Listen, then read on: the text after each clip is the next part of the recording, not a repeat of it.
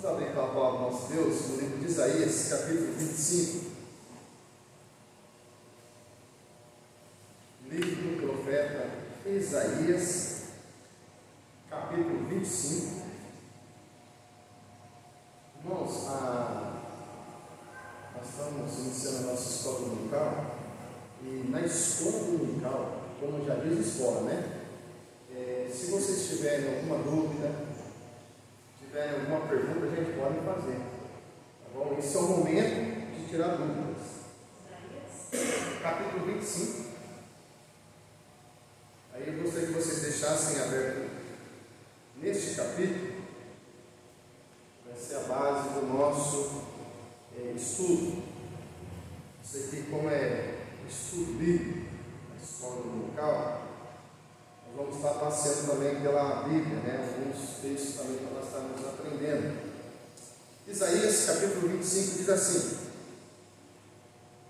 Ó Senhor, Tu és o meu Deus, exaltar-te-ei a Ti e louvarei o Teu nome, porque tens feito maravilhas e tens executado os Teus conselhos antigos, fiéis e verdadeiros.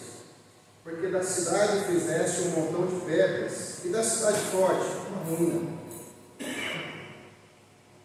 A fortaleza dos estranhos já não é a cidade, e jamais será reedificada. Pelo que povos fortes te glorificarão, e a cidade das nações opressores te temerá. Porque foste a fortaleza do pobre e a fortaleza do necessitado, na sua angústia, refúgio contra a tempestade, sombra contra o calor. Porque dos tiranos o bufo é como a tempestade contra o muro, como calor em lugar seco. Tu abaterás o ímpio dos estranhos, como se abranda o calor pela sombra da espessa nuvem. Assim o hino triunfal dos tiranos será aniquilado. O Senhor dos Exércitos dará neste monte a todos os povos um banquete de coisas gordurosas, uma festa com vinhos velhos, pratos gordurosos com panos e vinhos velhos bem clarificados. Destruirá neste monte a coberta que envolve todos os povos e o véu que está posto sobre todas as nações. Tragará a morte para sempre, e assim enxugará o Senhor Deus as lágrimas de todos os rostos, e tirará de toda a terra o opróbrio do seu povo, porque o Senhor falou. Naquele dia se dirá: eis que este é o nosso Deus, em quem esperávamos, e Ele nos salvará. Este é o Senhor a quem aguardávamos na sua salvação. Exultaremos e nos alegraremos, porque a mão do Senhor descansará neste monte. Mas Moabe será trilhado no seu lugar, como se pisa a palha na água da cova da esterqueira. No meio disso estenderá ele as mãos, como estende o nadador para nadar. Mas o Senhor lhe abaterá a altivez, não obstante a perícia das suas mãos. Baixará das altas fortalezas dos seus muros, abatê-las-á, derribá-las-ás, por terra até ao pó. Vamos lá? Pai, nós queremos te louvar, ó Deus, por essa manhã. Agradecer a Deus porque estamos na tua casa. Esteja nos ensinando através das Escrituras, ó Deus, o nosso proceder, o proceder cristão. Nos ensina, ó Deus, a cada dia, no nome de Jesus. Amém e amém. Irmãos, então vamos lá. O tema de hoje será as tribulações da vida. E se eu perguntar aqui para cada um qual é a sua tribulação, eu sei que nós não saímos daqui hoje. Por quê? Porque se eu começar da nenhuma e terminar na milênio, cada um que vai contar as suas lutas e as suas dificuldades, não vão? Porque eu sei que todo mundo aqui, inclusive eu, todos nós temos as nossas lutas particulares, não tem? Umas mais, outras menos, mas todo mundo tem.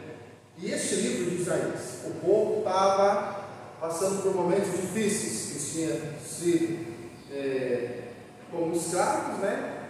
Estavam no cativeiro por causa dos seus pecados contra Deus. Deus levantou um povo assim para castigar o seu povo, para ensinar o povo. a voltar para Deus. Como que Deus ele trabalha nas nossas vidas? Ele quer que nós sigamos Ele. Por quê? Então vamos compreender aqui. O pai e a mãe querem que seus filhos andem num caminho bom. Quer? Um pai ou uma mãe que tenha boa consciência, elas querem que seus filhos trilhem um caminho bom. Qualquer pai e mãe, né, em sã consciência, querem que seus filhos andem no bom caminho. Se os filhos não andarem no bom caminho, o pai e a mãe vai lá, né, pega um chinelinho e bate. Não é assim? Assim é os pais. Né? Maria Letícia já apanhou muito, como eu também já apanhei muito dos meus pais. Né? O Alexandre, você apanhou muito da sua mãe quando era criança? Sim.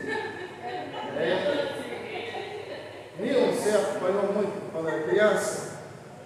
Apanhou? Ariovaldo? Da mamãe também? Então, assim, todos nós. Né? Érica também? Também. Então, todos nós, né? O Branquinho? Então, seja, todos, né? Todos nós. Mas por que a mãe batia? Ou porque as mães batem hoje? É para que os seus filhos andem no caminho certo. Assim também é o nosso Deus. Só que Deus não vai pegar um chinelo e bater em mim. Deus não vai pegar um chinelo e bater em você. O que Deus vai fazer então? Para nos moldar? Simples, gente. Ele vai colocar uma aprovação aqui, uma aprovação ali. Para quê? Para nós voltarmos para Ele. Ele deixa as consequências virem nas nossas vidas. Para quê? Para nos corrigir. E é assim que Deus faz. Ele permite consequências para nos bater. Assim é o nosso Deus. Ele também nos corrige. Ele também nos disciplina. E assim, diante desse cenário que o povo de Israel estava vivendo lá, e o cenário que hoje nós estamos vivendo, esse tema é propício para as nossas vidas hoje. As tribulações da vida. Olha o versículo 1, no capítulo 25. Olha só, até o capítulo 24 ele estava profetizando, né, sobre o julgamento que ameaçava não apenas o povo de Israel, mas quase o mundo todo. O que Deus ia fazer? Agora no primeiro versículo ele fala o seguinte: ó Senhor, tu és o meu Deus, exaltar-te-ei e te louvarei o teu nome, porque tenho feito maravilhas. O seguinte, agora Isaías mostra o louvor ao Senhor. Senhor, eu vou te louvar aquilo que eu estou passando. Entendam bem, o povo de Israel estava no cativeiro. Isaías agora ele para de ficar olhando as consequências ruins e ele para louvar o Senhor pelo que o Senhor está fazendo. Ele fala para louvar o Senhor. No Salmo 126, fala assim: como nós vamos louvar o Senhor em terra estranha? Como que eu posso dar riso de alegria se eu estou sendo escravo? Como que eu posso louvar o Senhor se eu estou sendo oprimido? Isaías falou o seguinte: eu vou louvar o Senhor. Não importa a circunstância, eu vou louvar o Senhor. Por quê? Porque quando nós louvamos ao Senhor, Deus ele começa a trabalhar em nossos corações. O louvor, ele muda a nossa até fisionomia. Você já parou quando você está triste e você começa a louvar o Senhor, começa a mudar? A mente começa a se transformar? Toda aquela situação ruim parece desaparecer? A confiança em Deus parece que vai aumentando. Agora, se você está num momento difícil e você não louva ao Senhor, você começa a ficar mais triste ainda. Você vai se entristecendo, vai deixando a ansiedade tomar conta, vai vir uma depressão. Mas o louvor, ele muda as situações. Quando você estiver triste, louva o Senhor. Quando estiver numa luta grande, louva o Senhor. Você vai começar a ver que na maior tribulação, o louvor dele muda as situações. E Isaías aqui está louvando o Senhor, por quê? Porque ele sabe que os conselhos antigos do Senhor. Por quê? Porque Isaías conhecia a história de Deus, que estava escrito no Pentateuco, aquilo que Moisés tinha deixado. Ele sabia os feitos que o Senhor tinha feito diante do seu povo. Então, por que ele louva ao Senhor? Pelo aquilo que o Senhor fez no seu povo. Ele sabia aquilo que Deus ia fazer na vida dele e na vida do seu povo. Então, ele começa a louvar ao Senhor, porque ele tinha noção do tamanho do seu Deus. Pergunta que eu faço: você tem noção do tamanho do seu Deus? Para quem não perguntei ainda, Irene, você sabe o tamanho do seu Deus? Você tem noção do tamanho do seu Deus? Não. Rosa, você tem noção do tamanho do seu Deus? Fátima, você tem noção do tamanho do seu Deus?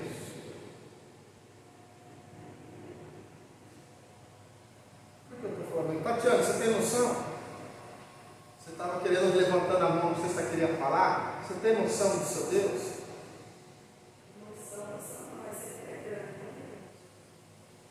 Nós sabemos que Ele é grande, mas não temos noção. Nós temos noção do espaço? Não. Nós olhamos para o alto, né? No céu estrelado, a gente vê, né, o céu bonito. Mas nós não temos noção de fato do espaço. A gente pode olhar na televisão, né? Nas filmagens que fazem. Mas nós não temos noção do espaço. Se nós não temos noção de um Criador que criou o espaço, que criou as estrelas, né? Que criou tudo. Nós não temos noção nem do universo, né? O universo quanto mais do Criador dele, que é maior que ele. E aí, vocês estão parando para pensar então que nós temos medo de um ser humano e nós não tememos esse Deus grandioso? Vocês já pararam para pensar que muitas vezes nós temos medo de pessoas e não temos medo do Criador de todas as coisas? E Isaías então ele louva ao Senhor. Ele tinha motivos para não louvar o Senhor por causa das circunstâncias. Só queria continuar sendo igual os seres humanos, os pecadores estavam. Mas ele para e falou: peraí, eu vou louvar eu vou louvar o meu Deus porque Ele é grandioso. Então, Isaías tinha uma pequena noção do tamanho do nosso Deus. Eu gostaria que você pensasse nisso. O tamanho do nosso Deus. Por quê? Quanto mais eu penso que o meu Deus é grandioso, aí eu digo: não, meu Deus, eu preciso louvá-lo porque eu sei que Ele pode mudar a circunstância. Por quê? Porque Ele não é um Deus feito por homens, no qual eu crio um Deus e eu levo o povo a adorar esse Deus. Criação humana, não é isso. Porque isso é invenção humana. Deus não é invenção humana. Ele é um Criador. E é por isso que nós louvamos a Ele. E é por isso que muda o nosso coração. É por isso que muda a nossa forma de pensar e de agir. Pela grandeza do nosso Deus. Aquele físico, Stephen Hawking, morreu cadeirante, professor dele. Sim. No livro dele, uma mensagem que ele deixou antes de falecer, que há um ser muito maior que o universo. Mas você existe. Então, assim, porque ele já física, está aqui. Sim. Esse universo, assim, milhões de galáxias que tem. Aí você vê, chegar nessa imaginação, que há um ser maior do que o universo. Mas só uma frase que ele deixou no livro, que eu achei interessante. Chegou a essa conclusão, não sei se você chegou a converter antes da morte. Né? É aquele que conversava com ele. Ele era cadeirante. Ele era ateu. Pois é, não sei se você chegou a converter. Por essa mensagem que eu falo. Não sabe. Porque era ateu, responde a Deus toda a vida dele. Teve aquela teoria de tudo, né? Isso. Mas até um ateu reconheceu que existe, né, um ser superior. Não tem como. Né? Quem achar aí pode ler 2 Coríntios 4:6. Quem achar pode ler 2 Coríntios 4:6.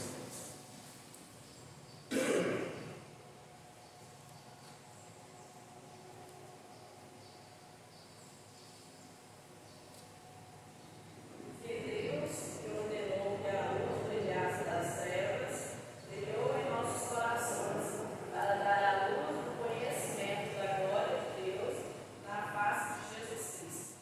Joia. Então é o seguinte, esse Deus grandioso, o que ele faz nas nossas vidas? Ele traz luz. Para quê? Para termos conhecimento do quê? Da sua palavra. Esse Deus grandioso, gente, somente Ele que pode trazer luz ao meu coração. Ou seja, só Ele pode trazer luz ao meu entendimento, para mim começar a compreender as Escrituras. Não tem como eu, pecador, afastado de Deus, querer compreender esse Deus que tiver misericórdia de mim e trazer a luz, para mim começar a compreender a grandeza do nosso Deus. Por isso que Paulo falou, olha, a luz chega para dar compreensão das Escrituras, para nós começarmos a entender isso. E isso, irmãos, quem pode fazer essa luz? Por isso que Isaías começa a louvar o Senhor. Por isso que Isaías, ele, diante de todo um cenário contrário, ele louva o Senhor. Que possamos louvar o Senhor independentemente das circunstâncias. Versículo 4. As tribulações da vida mostra que nosso Deus é a fortaleza do refúgio. Olha o versículo 4. Porque foste a fortaleza do pobre e a fortaleza do necessitado.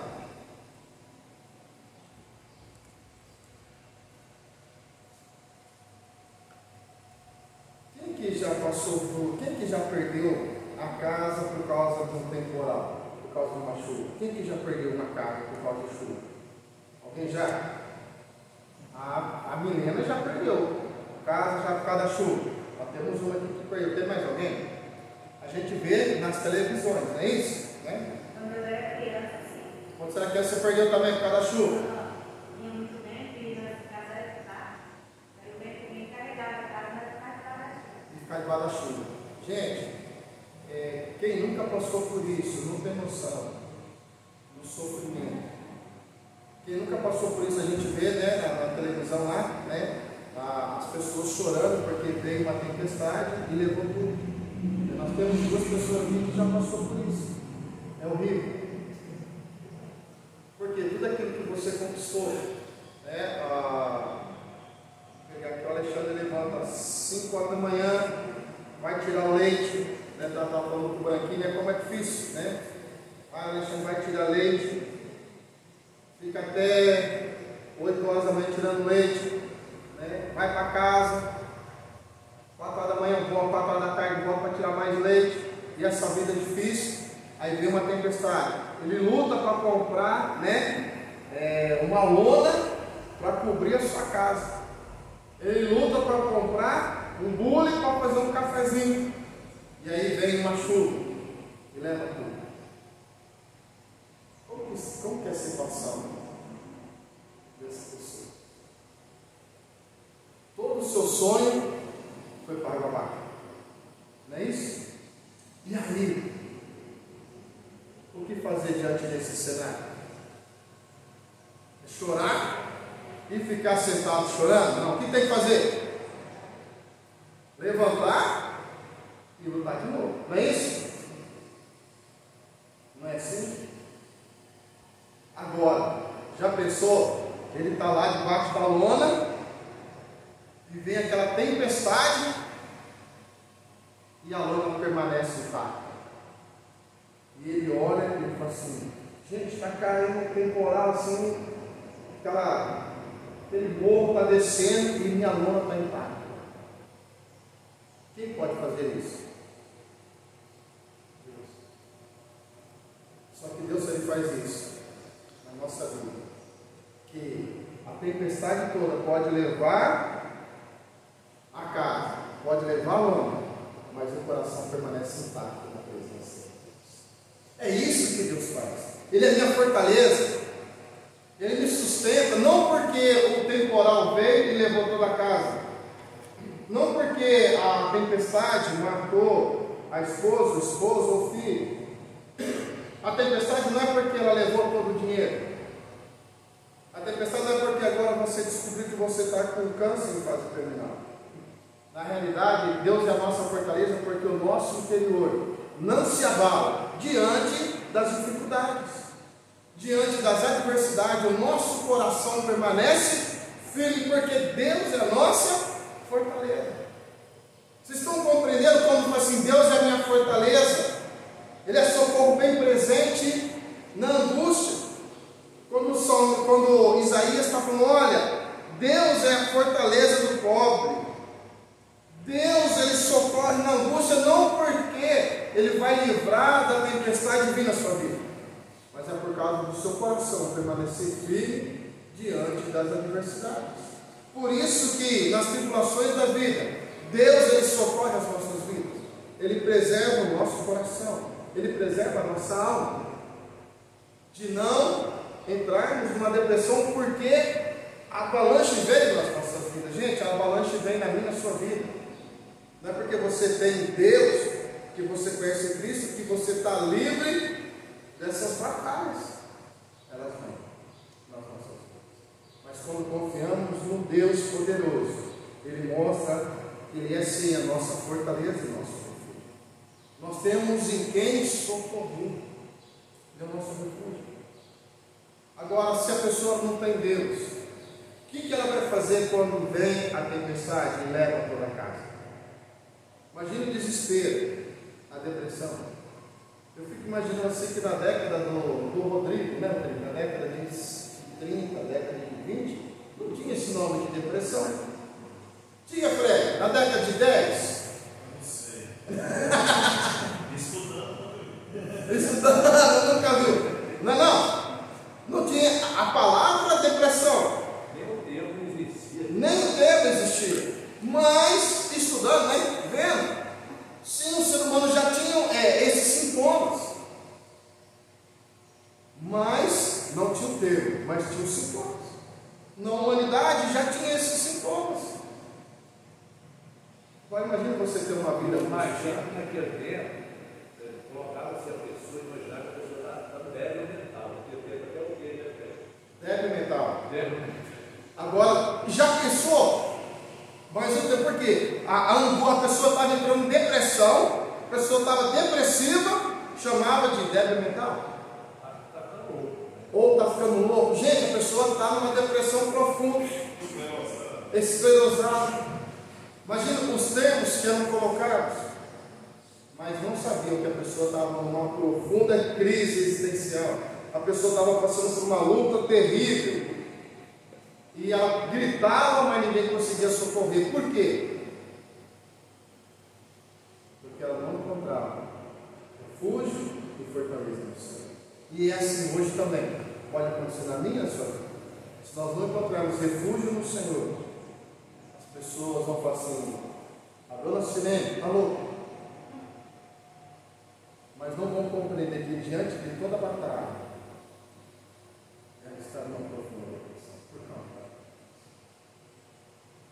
Então, quando Isaías coloca que ele é que a nossa fortaleza e refúgio, não pensa que você está ali. Não, agora não vai acontecer nada com a minha vida. Vai. Pode acontecer. Mas ele vai ser fortaleza. Isso nós temos que ter. E em terceiro lugar, diante das tribulações da vida, o Senhor prepara um banquete real. Olha o versículo 6. O Senhor dos Exércitos dará neste monte a todos os povos um banquete de coisas gordurosas, uma festa com vinhos velhos, pratos gordurosos com tutanos e vinhos velhos bem clarificados. De repente o pessoal fala assim: mas peraí, né? Que banquete é esse? Coisas gordurosas, né? Pode matar, né? Pode tampar a veia do coração. O Tiago, que ele é bem, né? Com comida, né? Não, isso aqui não come porque vai entupir minha veia. Tutano, quem gosta de tutano, tirando aí o Ariovaldo, né? Vocês gostam de tutano? Aí, eu não gosto de tutano. Fred também gosta de tutano. Ana Paula ama tutano. Né? A Érica também é. Tutano. A Ana Paula está falando assim que mocotó é mais bonito. Não fica tranquilo que tutano também não sabia não, viu? O que é tutano, gente? O que é tutano na minha mãe fala? É mocotó. O que é mocotó? A gordura que está no joelho. cada nome. Como que é? Chica Chambari. Aí, ó, eu nem ia saber que. Aí eu ia falar, eu pensei igual você, o que é isso? Isso é de comer? É de comer isso aí? Né? Ela, aquelas gorduras que ficam no joelho. Olha que coisa boa, que coisa saborosa. Faz bem. O Fred ele come de canudinho. Fura lá o osso. Só geleia. Né? Tem gente que gosta, tem gente que não gosta. Olha só, Deus vai preparar isso. Aí você vai falar assim, nossa, então Deus vai preparar uma comida para nós no meio da tribulação. Vai. Olha que coisa boa! No meio da tribulação da vida, Deus prepara um banquete real. E é isso que Isaías está falando agora, não é um banquete literalmente, né? Já pensou? Né? Você está preparando, né? Você chega lá na casa da amiga, aquele tutano, você gosta de tutano? Não, nenhum de vocês dois gosta? Aí ele vai fazer para vocês hoje. Vocês vão almoçar lá na casa dela com tutano e giló frito para vocês. Isso é uma vaca bem sadia, essas vacas doentes, tem medo hoje, esses caras por aí. Isso. Pensa, foi dando tanto no joelho, estava doente, quebrou a perna, Aí tá feio, né? tutano é ruim, viu? É. Mas olha só. Olha o que quiser isso, pastor. Deus vai preparar um banquete. Agora, imagine só. Vamos imaginar aqui. Vamos pegar aqui, né, a Milene. A Milene está com. O médico fala assim: Milene, você está com câncer em fase terminal, você tem apenas 2 semanas de vida.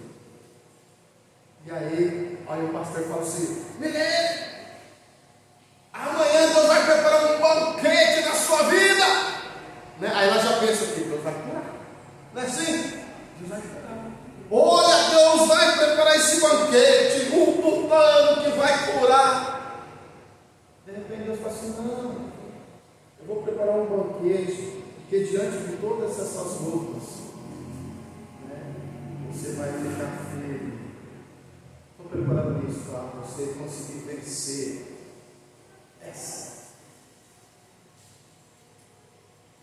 Irmãos, quando Isaías fala assim, Deus vai preparar todo um banquete, vinhos velhos. Gente, eu não entendo de vinho, mas eu sei que o Tiago, né, entende de vinho.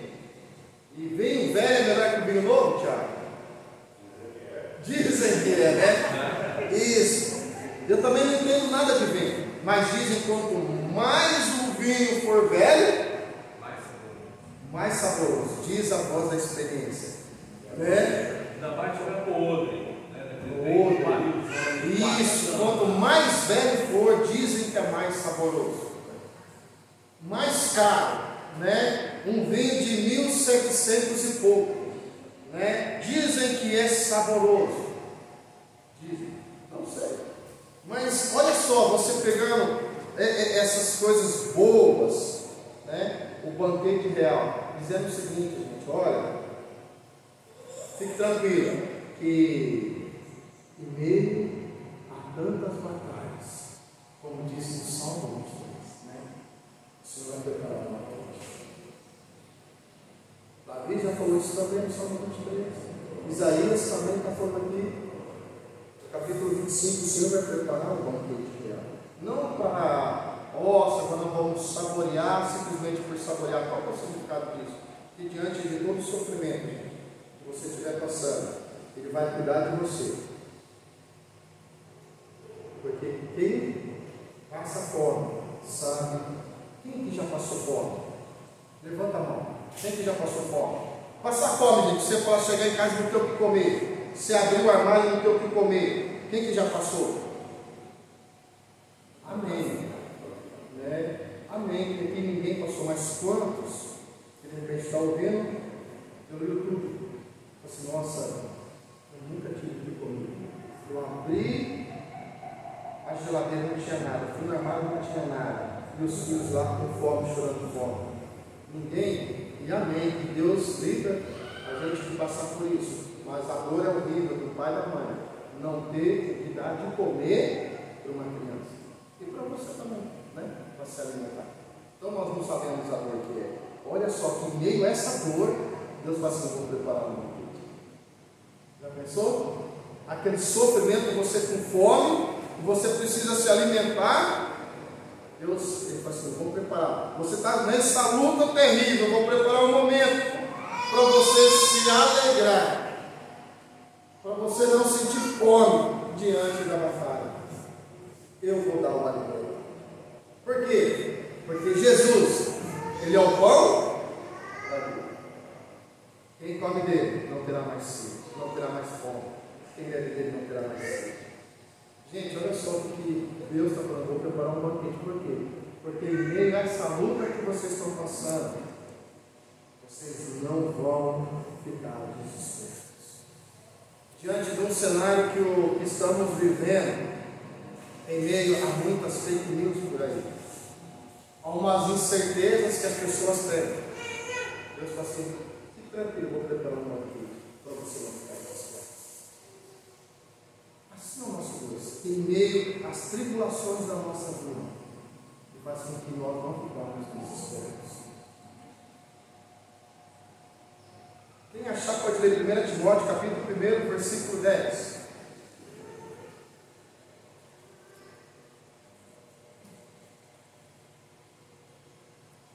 Impuros, sodomitas, atores de homens mentirosos, juros, e para tudo quanto são bons a sabedoria. 1 Timóteo 10, 2 Timóteo 10, perdão, falei primeiro, não, 2 Timóteo. Isso. Irmãos, as tribulações, só segura um pouquinho, Rodrigo. Nas tribulações da vida, o Senhor também tem vitória sobre a morte. Olha o versículo 8: tragará a morte para sempre, e assim enxugará o Senhor Deus as lágrimas de todos os rostos, e tirarás de toda a terra o próprio do seu povo, porque o Senhor falou. 2 Timóteo 10. E manifestar agora pelo conhecimento do nosso Salvador Cristo Jesus, o qual não se destruiu a morte, como trouxe à luz a vida e a imortalidade, mediante o Evangelho. Joia, então vamos lá. A palavra do Senhor fala assim: qual que é o nosso último inimigo a ser vencido? É a morte. O último inimigo a ser vencido é a morte. Quem venceu a morte? Cristo Jesus venceu a morte. Então é o seguinte: Deus pode operar em todas as coisas da sua vida? Pode ou não? Sim. Até na morte?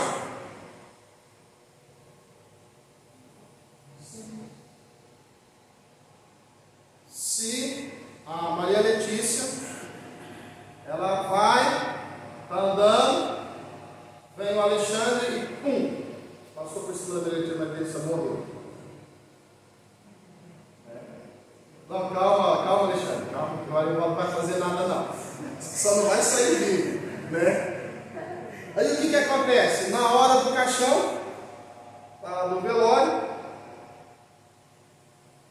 Deus fala assim: minha filha, eu vou te levantar agora porque eu tenho uma obra na sua vida. Aí ela levanta do caixão. Pela felicidade de quem? Do Alexandre. Senão ia estar perdido, né? Pela felicidade, Deus, ele ressuscita.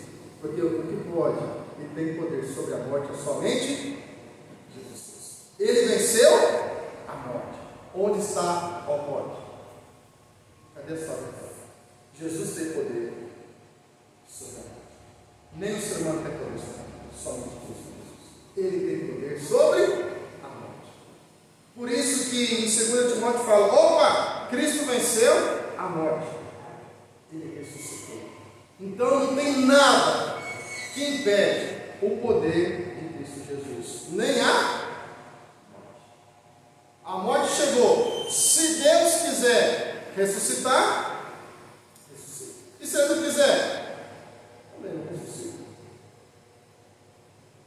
Agora, se Ele ressuscitar alguém, é porque Ele tem projeto para essa pessoa. Não é não? Agora, para quem foi com Cristo Jesus, melhor estar com Cristo do que ressuscitar. Não é verdade? voltar aqui para a terra? Não, não, Senhor, né? Deixa aqui no céu, né? Mas nada impede o poder de Cristo. Por isso que ele fala assim: tragará a morte para sempre. Ou seja, acabou. E outra, que você morreu, vai para o céu, lá também não vai ter mais morte. Quem achou? Quem acha aí para mim? Apocalipse 21, 4. Quem achar pode ler. Apocalipse, capítulo 21, versículo 4.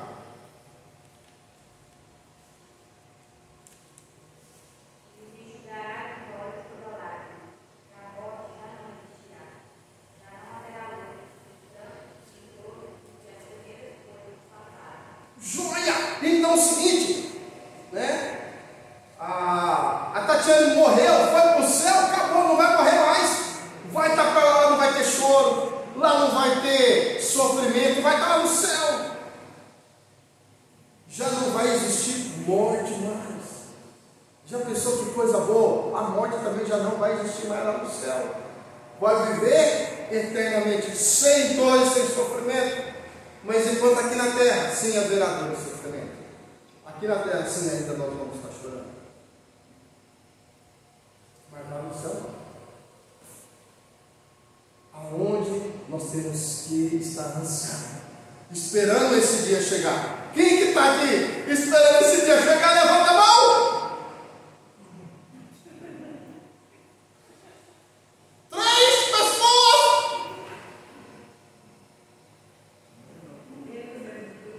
Nem eu levantei! Raça ruim de sol!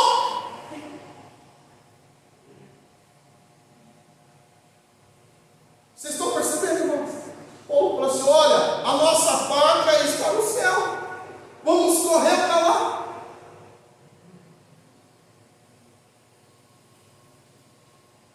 Nós estamos correndo para onde?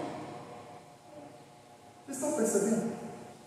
Que em meio à tribulação da vida, a gente prefere a tribulação do que o céu? Já pararam para pensar? Que o ser humano, por mais que seja, ainda prefere a tribulação aqui na terra? Para para pensar. Mas há uma explicação também para isso. Deus criou o ser humano para viver onde? Deus criou o ser humano para viver onde, gente? Vamos lá, que é escola dominical. Fica tranquilo se isso é errado, não tem problema não. Deus criou o ser humano para viver onde? No Éden? Isso, garoto! Aqui na terra! Deus criou o ser humano para viver onde? Aqui na terra! Não é para viver no céu, é aqui na terra. Mas por causa do pecado, o que acontece? Vem a morte. O salário, como diz Paulo, né? No Romanos, o salário do pecado é o quê? O salário do pecado. Por isso que nós morremos. E é por isso que eu dou uma explicação. Porque nós queremos ir para o céu, mas nós pensamos na terra. Porque nós temos um inimigo para enfrentar, que é a morte. Por isso que nós não pensamos, porque é um inimigo a ser vencido. E já está vencido por causa de Cristo. Você já venceu a morte por causa de Cristo. Mas nós não pensamos por quê? Porque é o último inimigo a ser vencido. Mas Deus é tão bom e misericordioso que Ele fala o seguinte: você vai estar comigo no paraíso. Você crê em mim, estarás comigo no paraíso.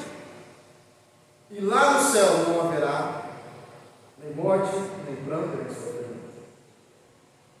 Mas fique tranquilo, vocês vão ficar aqui nesse mundo. Vocês vão ter aflições, mas confiem em mim. Tem bom ânimo, confiem em mim. Mas, você querendo ou não, vocês vão enfrentar esse último nível. Todos vão enfrentar o último nível. Todos. Sem exceção, nós vamos enfrentar esse último nível. Mas fique tranquilo, você já vencerá esse último nível. Fique tranquilo. Não pense nisso. Não fique assim: nossa, vou morrer amanhã. Não pense isso não. Você já venceu a morte por causa de Jesus. Amém? E por último, para a gente finalizar, nas tribulações da vida, o Senhor é o nosso Salvador. Olha o versículo 9. Naquele dia se dirá: eis que este é o nosso Deus, em quem esperávamos. Ele nos salvará. Esse é o Senhor a quem aguardávamos na sua salvação. Exultaremos e nos alegraremos. Gente, desde Gênesis vai se falando que ia vir um Salvador. E o povo de Israel, como estava no cativo, eles achavam que o Salvador também ia ser um Salvador político. E aí vai se passando, esse Salvador não vem. Aí chega no Império Romano, o Salvador vem, eles acham que ia libertar do Império Romano. Não. E Jesus fala o seguinte: ei, esse reino daqui não é meu. Por isso que eu não estou preocupado com o reino daqui, não estou preocupado com César e nem com o seu reinado. O meu reino não é deste mundo. E aí o povo ficou furioso. Por quê? Porque eles estavam seguindo Jesus. Nossa, esse homem vai nos libertar do Império Romano, esse homem vai fazer com que nós vamos guerrear por ele. E aí Jesus fala: esse reino, meu reino não é deste mundo, esse reino aqui não pertence. Imagine a frustração. Imagine a frustração daquele povo, todo mundo querendo guerrear com o Império Romano. De repente o líder deles fala assim: não, isso não é meu reino. Imagine a frustração deles. Agora imagine hoje a frustração dos seres humanos quando eles querem lutar por um reino aqui na terra. E Jesus fala assim: peraí, por que você vai guerrear por esse mundo? Por que você vai querer guerrear por essa terra? O seu reino não é deste mundo. Vocês não pertencem a este reino. Imagine a frustração. Irmãos, nós não guerreamos pelo reino dos céus. Como nós vamos ter vitória se nós não guerreamos na batalha certa? Então vamos lá. A nossa luta é contra os seres humanos? Não. Bom, e desse lado aqui? A nossa luta é contra os seres humanos? Não. Ok. Essa turma aqui do meio, vocês concordam com esse lado esquerdo meu? Ou direito de vocês? O Rodrigo está falando que não. Vocês concordam? Que a nossa luta não é contra os seres humanos? Você não concorda com o Rodrigo ou você concorda com eles? Você concorda com quem? Não é contra os seres humanos. Oi? Não é contra os seres humanos. Não é contra os seres humanos? Ok. Esse lado aqui, vocês concordam com eles ou não concordam com eles? Vocês acham que nosso reino é desse mundo ou vocês acham que o reino não é desse mundo? Com eles, qual deles? Porque teve um que falou que não, outro que sim. Nossa luta não é contra os seres humanos. Vocês concordam que Ana Paula escraviza? Vocês não guardam ela? A Tatiane não, a Tatiane está em dúvida. Você está igual, você e a Érica estão juntos nessa? Concorda com quem? Nossa luta não é contra os seres humanos. A nossa luta não é com você, todo mundo concorda com isso. Só que na prática, o que mais nós fazemos é guerrear com o próprio ser. Gente, a nossa luta não é contra a carne e sangue, é contra os principados, dominadores deste mundo tenebroso. Só que nós esquecemos, nós guerreamos contra pessoas. O capeta vai usar pessoas para tentar destruição. O capeta vai usar pessoas para tirar o seu foco do reino de Deus. Por quê? Porque quanto mais eu fico preocupado com este mundo, quanto mais eu fico preocupado comigo mesmo, menos eu me preocupo com o reino dos céus, menos eu preocupo com as pessoas que estão perdidas. Por isso que as tribulações da vida faz com que nós nos afastamos do reino de Deus. Por isso que as preocupações diárias do nosso dia a dia, com nós mesmos, nos afastamos do propósito do reino de Deus. Vocês estão percebendo que nós vivemos muito mais para nós do que para o reino de Deus? E Isaías está despertando o povo para voltar-se para o Senhor. Em meio ao cativeiro, em meio à escravidão, volte para o Senhor. Porque Ele vai guerrear por nós. E é assim que Deus faz, Ele quer guerrear pelo seu povo. Deus quer guerrear por você. Se tem alguém tentando te destruir, Deus não quer que você tente destruir a pessoa. Deus vai guerrear por você. Então, nas tribulações da nossa vida, Ele quer que você confie nele, porque Ele quer guerrear por você. Nós não cantamos o nosso general é? O nosso general é Jesus. Na prática, de fato, ele é o meu general? Pense nisso. Será que de fato ele é o seu general? Será que ele que guerreia por você? É ele que luta pelas suas batalhas? Para finalizar, Tito 2,13, nós vamos encerrar com esse texto. Tito 2,13, quem achar, pode ler.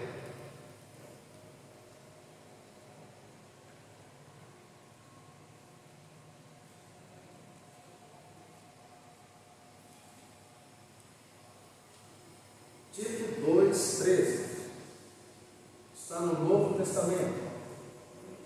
Aguardando a bendita esperança e a manifestação da glória do nosso grande Deus e Salvador, Cristo Jesus. Joia, que possamos aguardar, porque ele vai voltar. Cristo vai voltar. Agora não como um ser humano, ele vai voltar agora como rei, vai vir buscar sua igreja. Mas ele vai voltar. Que dia? Não sei. Que dia? Não sei. Mas ele vai voltar. Eu gostaria que ele voltasse na nossa geração. Eu queria ver na minha geração, mas André, por que você queria ver na sua geração? Porque eu não queria ver a morte. Eu não queria morrer. Né? Mas vai ser lindo esse dia. Né? A pessoa, todo olho verá o céu se abrindo, Cristo vindo. O nosso Salvador vindo buscar o seu povo. Olha a pessoa que dia lindo. Ele vai acontecer, vai. De repente eu vou morrer e não vou ver. Mas isso vai acontecer. Por quê? Porque está registrado nas Escrituras. Então isso vai acontecer. Mesmo que nós não vamos presenciar vírus, mas vamos necessitar, nós vamos ver. E todo olho verá, nós vamos necessitar. Então nós vamos ver. Mesmo que já tivéssemos partido, mas nós vamos ver. Por quê? Porque vamos necessitar. Todos vão ver. Vivos e os que já morreram vão ressuscitar. E esse dia vai ser nosso Cristo. Ele vai ver. Por isso que na tribulação da vida eu preciso confiar em Deus. Acreditar nele. Porque ele vem no seu poder. Não do meu modo, mas do meu. Amém? Essa turma aqui tem dúvidas? Dúvidas? Esse lado aqui dúvidas? Esse lado aqui dúvidas? Pode falar, amigo. Ah, não. Não dá. Ela está brincando, só estou com 15 dúvidas, mas é brincadeira, né? Tá, joia. Irmãos, então vamos focar de pé. Nós estamos chorando. Frederico. E aí que eu falo assim, Frederico, né? Lembro da mamãe. Eu falo, peraí, né? Já bem que eu disse. Vai para lá. Deus, nós agradecemos porque mais uma vez o Senhor nos edificou na sua palavra, nessa escola dominical, um grande aprendizado, Senhor Deus, em todas as sagradas letras. Abençoe-nos, Senhor Deus, para que tudo aquilo que ouvimos, tudo aquilo que aprendemos, possamos praticar. Está sendo, Senhor Deus, fixado em nossas mentes, em nossos corações, e dessa forma, Senhor Deus, possamos, através de todo esse conhecimento e a proximidade com o Senhor, também ter toda a intrepidez para pregar o Evangelho. Abençoe cada um aqui, Senhor Deus, cada família que foi apresentada, que possamos, a cada dia, Senhor Deus, buscar, estar aqui presente, Deus, nos edificarmos, e assim também, algo mesmo, Senhor Deus, sobre a vida do nosso pastor, sobre o conselho dessa igreja, Senhor Deus, essa tarefa que tem, de estar nos conduzindo, Senhor Deus, para a glória do Senhor, através de todo o ensinamento aqui ministrado. Obrigado por tudo que tem feito por nós, Senhor Deus, por ter um ótimo dia, e logo mais à noite possamos retornar para juntos cultuar na comunhão dos santos do Senhor. Obrigado por tudo que tem feito por nós, por isso agradecemos pelo Filho Jesus. Amém. Amém. Deus abençoe. Até logo mais às 7 da noite, com as 19 horas.